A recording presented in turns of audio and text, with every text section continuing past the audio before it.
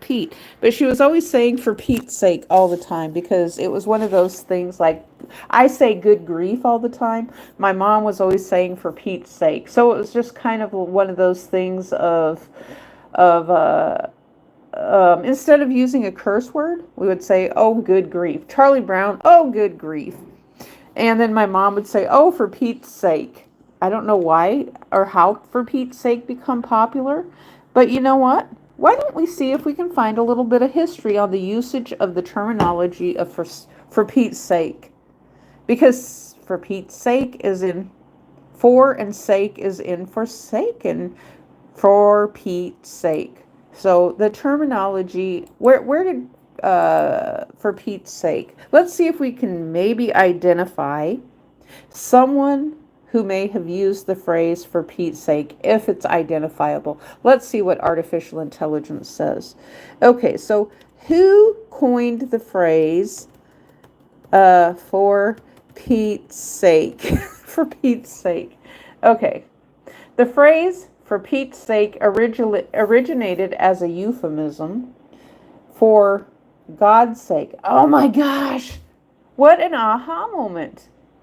For God's sake or for Christ's sake sounds likely around the 20th century. While the exact person who first coined it is unknown, it generally understood to have become popular as a more socially acceptable way to express frustration or exasperation without using religious names. Well, that's kind of what I was saying. So people would say, and so I said, well, people would use that instead of using curse words. So I guess they would use that instead of using a religious terminology, so we could just take any old name and say for pop's sake or for popcorn's sake or for ice cream's sake if we wanted to. So that's where it sounds like a euphemism for Pete's sake functions as a substantial for more direct phrase that might be considered offensive or inappropriate in certain contexts. The phrase is believed to have emerged around 1903, possibly influenced by the earlier phrase "for pity's sake." Oh, that's interesting because a lot of people that I knew, especially in my extended family, would always be using the thing of that they're going to have a pity party. And so the terminology pity party then in turn was kind of used as, feeling sorry for someone or someone feeling sorry for themselves. And they would always say, oh, now you're going to have a pity party. And that's still common to this day, unfortunately. So Pete as a stand-in, the name Pete is shortening of Peter, and while some speculate it refers to Saint Peter, there's no concrete evidence to confirm this. Social acceptability. Using Pete as a way to avoid using religious names like God or Christ. So they were doing that back then. That's interesting that people who didn't want to use, they were excluding religious terminology back in the 1900s.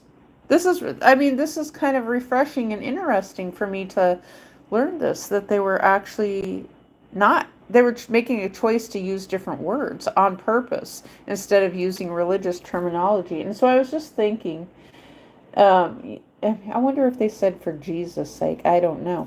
Um, what do we say now? Like for robo's sake or for I don't know, for robot's sake, for AI's sake. Social acceptability, using Peter as a way to avoid religious names like God or Christ in vain, making the phrase more palatable in a polite public conversation. Similar euphemistic phrases like for the love of Pete and in the name of Pete, and also emerged around the same time according to the Oxford English dictionary. So technically, because Pete, or they're talking about Saint Peter, you could say for Charles' sake, but that never became popular, I don't think. King Charles doesn't need any help becoming popular because he already is. And there's several videos here. It looks like the origins on YouTube of For Pete's Sake.